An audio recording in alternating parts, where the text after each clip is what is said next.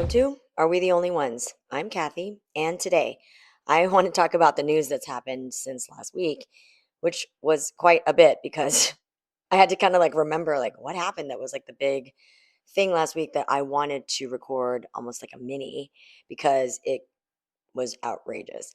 And I now remember.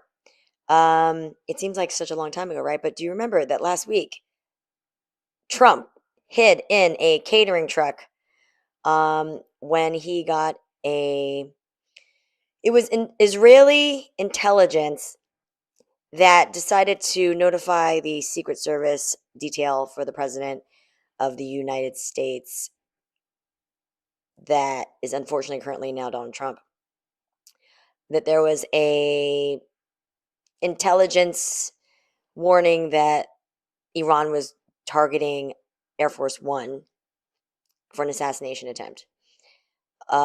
If you guys recall, what happened was he decided to take a decoy plane, and unbeknownst to Caroline Leavitt, who was his press secretary at the time, unbeknownst to any of the cabinet members and the press pool, he went up with photos. Like he was on the official, kind of like looked like he was getting on the plane, all that stuff.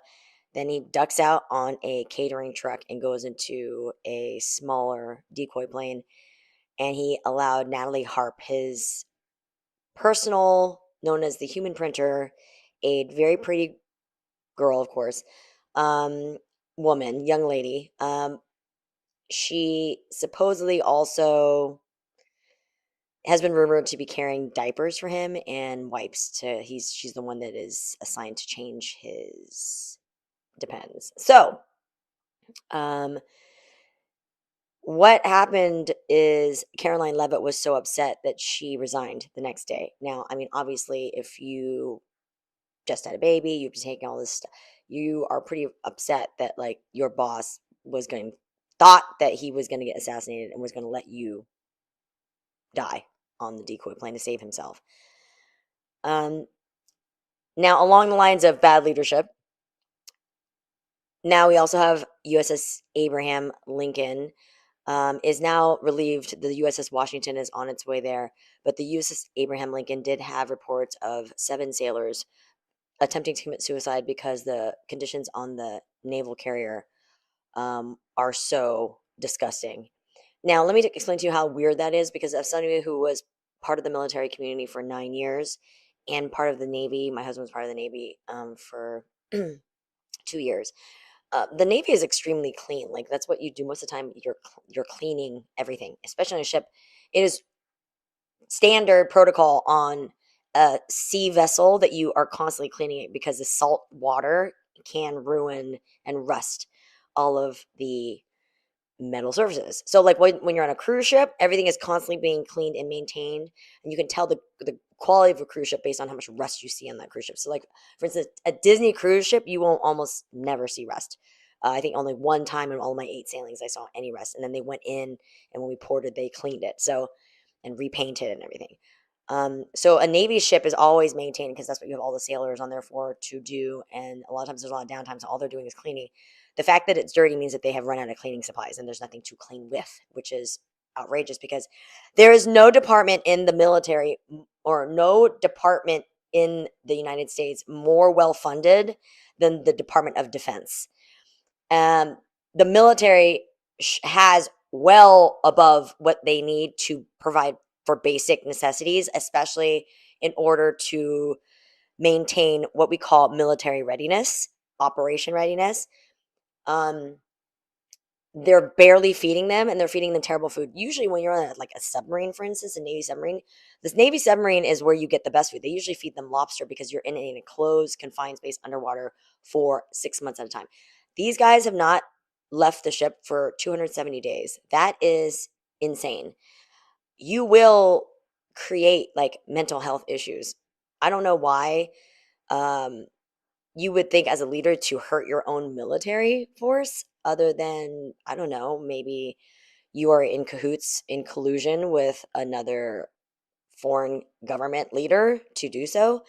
uh, Trump actually released a statement and said that he and Kim Jong-un are great friends, essentially, and that is why he is now not allowing the normal military exercises that happen in Korea to occur. Now, these are specifically important to me because these operations in Korea near the DMZ and Busan area is where my husband actually had to go to all of his. That's where he did. These are his exercises that he actually. One of them is he actually planned an entire exercise as a young officer. It's like one of the things that you have to do from our base is to learn how to erect an entire base out of nothing, have it fully running, fully operational, and everything from nothing, from dust to full base. That's what you are doing as part of these military training exercises. And then this one is like in conjunction with other militaries. So it's like the Chinese, the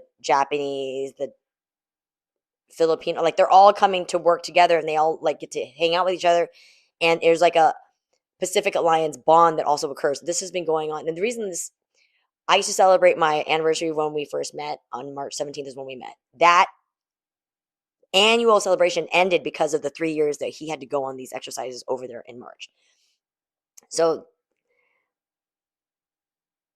Operation Full Eagle is basically very close to my heart. And so the fact that it's now not going to be something that happens is very concerning because they also pulled back the USS Yokosuka from Japan. It's sailing out of Tokyo Bay.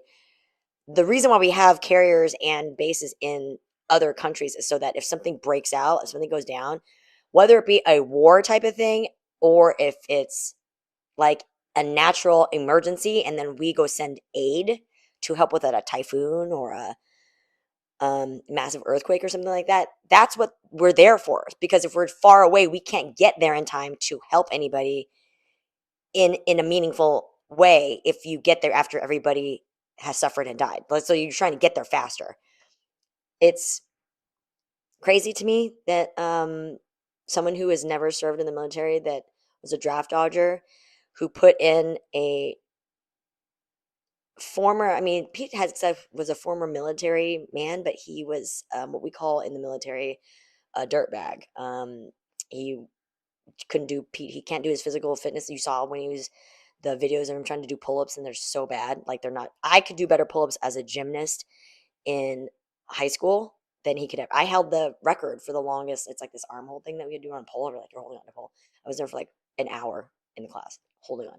So, and they just had to. They had to. For me, they had to cut it because the class was over. So, like when I watch Pete Hegseth not be able to do basic PT as a military man, now leading military men, it's disgusting to see that. It's extremely embarrassing. It's repulsive to see a man so weak trying to cosplay and lead men that are like, and men and women that outperform him on basic physical like measurement. It's you can't do a push up, you can't do a pull up, you can't do like he can't even do like there was a video where I posted where he was doing the side step, when you do like a side shuffle. We were like, oh my God, it was so bad. He looked like a baby deer that had just been born and like didn't know how to walk. It was strange, but this is a grown man, and he's trying to like pretend. Remember when he called all the generals? Which that's weird because you don't want to take all the leaders of every freaking unit, put them in one freaking place. That is national security disaster if a freaking missile got, like if somebody had informed anybody and they had like decided to like, I don't know, do something, that would have been catastrophic for our defense. I was just like, all these things are like national security issues, and I, who are not even actively working in that right now, can see that, and like these guys can't. Like freaking buffoons. I just can't even. And now I'm dealing with on a local level of politics that is like freaking frustrating. I live in an area right now where it's a high fire area in California, and my local city council just found all unanimously voted to allow like more housing in this specific area, which I'm progressive. I want people to have housing. I'm an advocate for housing. But I also used to work in traffic engineering, and I'm aware that if you bring 16,000 more people up into my area, we don't have roads to sustain like an evacuation for a fire.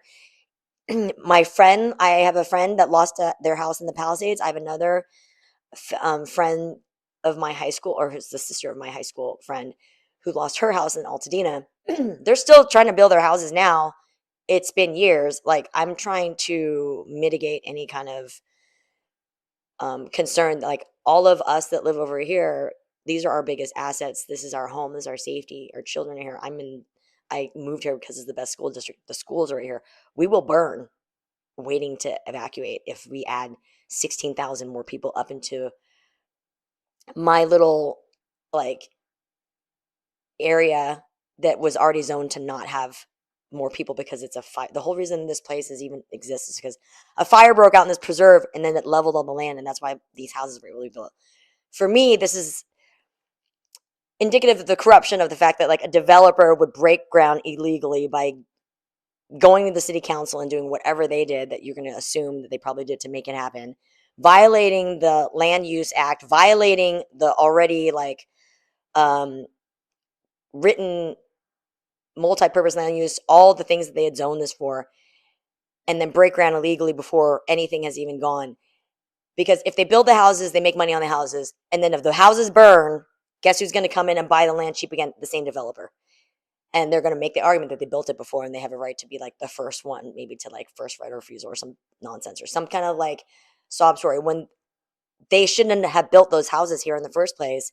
Because we cannot, unless they can guarantee that they have to build a firehouse for each whatever square, I don't know, like, there is a measurement for this, because that's how, like, 60,000 people here this is what you can sustain with this. There is that for urban planning. Whatever that number is, we need firehouses for each additional set of, and a dedicated airport that will dump water on top, because we are in, when I first moved here, there was a fire. The fires had broken out in Altadena in Palisades, and then a fire broke out over my mountain, far enough away, but I could see it coming towards us. And it wasn't close enough that I would have to evacuate, but it was the closest I've ever been to a fire.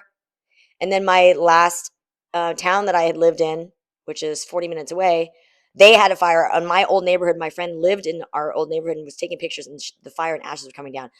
I didn't realize, like, how crazy dangerous it is in terms of fire in California, because I was living in New York for so long, and I literally lived across the street from a firehouse. I think for the last couple of residences I've had, I was near a firehouse, so I never had to worry about it. I'm about, like, 8 minutes away from a firehouse right now, I think, or maybe there's two, about 8 minutes away, but that's the only two to sustain right now. We already have 60,000 people, so to add another 16,000 is very concerning, and it just shows, like, how this particular president right now, who is a real estate developer and didn't adhere to his contracts and didn't adhere, is creating a space for this type of corruption to occur.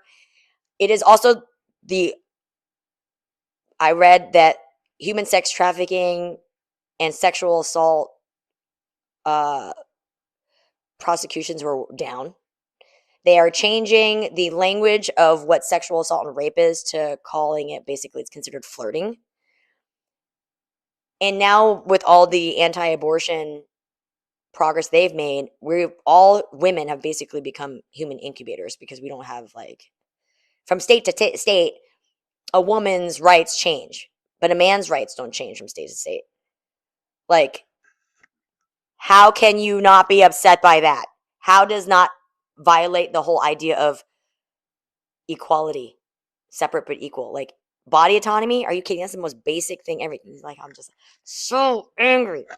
So, if you can't see me because you're listening to the audio version, I'm, like, taking the microphone and going into the screen, out of the screen, going, ah.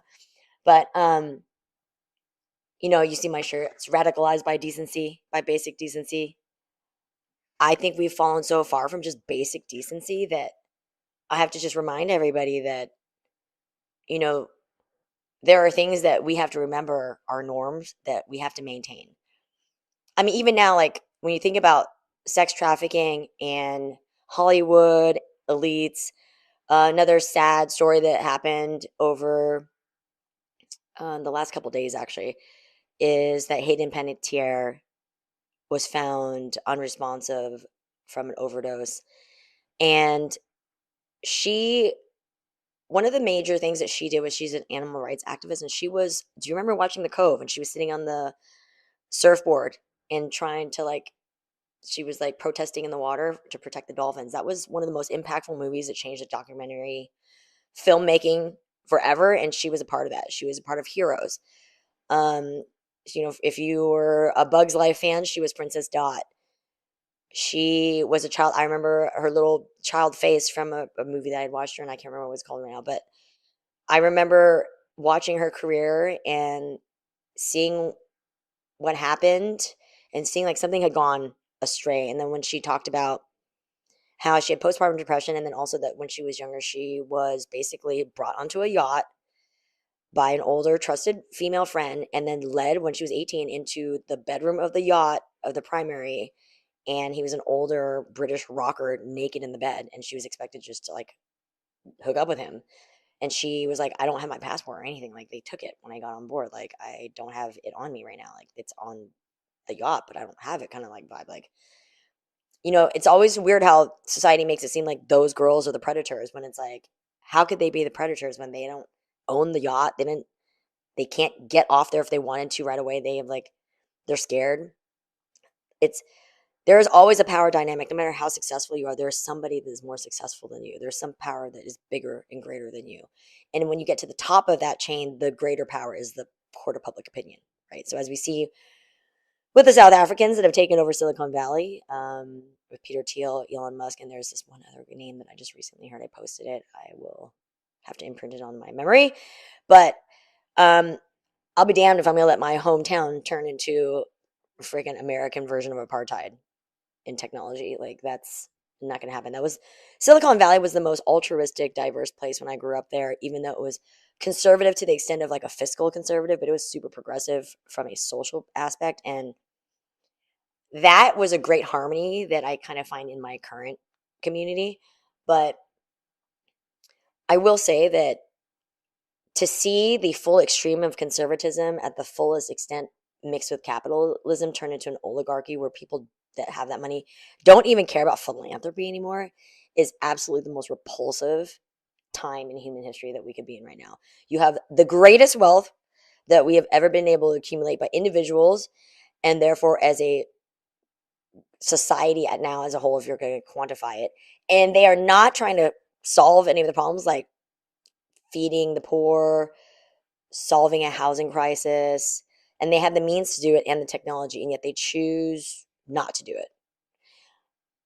That speaks so much to their character, their flaws, everybody that they're supposedly supposed to love, right? They hurt. So there's something very chilling about people that have so much and yet give so little and continue to take so much. There is a psychopathy there that we need to recognize and try to unplug for that reason. Like, I really do implore you all, now that I'm happy to report that also in my own personal life, it's a kind of a weird thing. I got comped tickets to Third Eye Blind and comped an extra set of tickets to Ali Wong, and I didn't get them because I didn't go. There's like a time when you get your comps, you have to go claim them, and then you get the tickets on the day of the show. I am so used to being at the casino regularly that I apparently missed those days because I have not been going to the casino. And that's actually really cool because I didn't miss it at all. And I've been playing so much pickleball that I have even become integral to my new club where I like get to be a host now. So it's really fun for me to experience transitioning from tech, just like tech and social media all the time. And I'm still on there, but like, I think it's a healthier way that I'm learning how to live with social media and then also live a real life in person with real people and getting to know people. And the best thing about these things is like hanging out in a pickleball environment or hanging out in a more social environment. You don't really know what people believe in until like 6 months later. And then you can like work it out because you've built a bond with them as a person that you can like work through differences. But if you're online, you make these hard line decisions, and you just got to remember that people are human, and humanity is actually a beautiful thing. And I think ultimately, we all want the same things. We want safety for our children, safety for our community. We want to live in a nice place where we feel safe. We want to live in a clean environment. I can honestly tell you that the thing that makes a country turn into a third world country is the level of corruption it has in its government.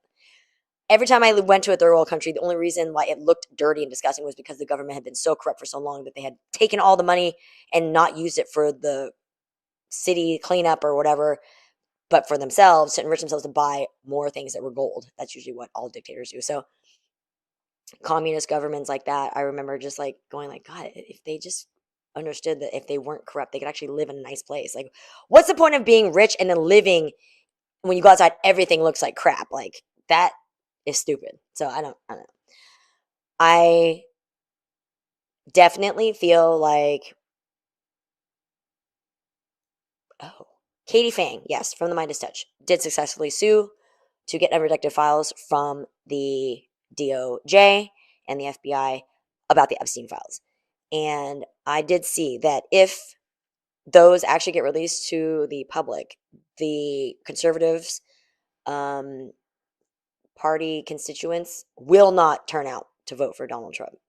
So I think we are close to getting justice. I'm very proud of Katie Fang. I do wonder why other lawyers didn't do it, but of course, let an Asian woman do her thing.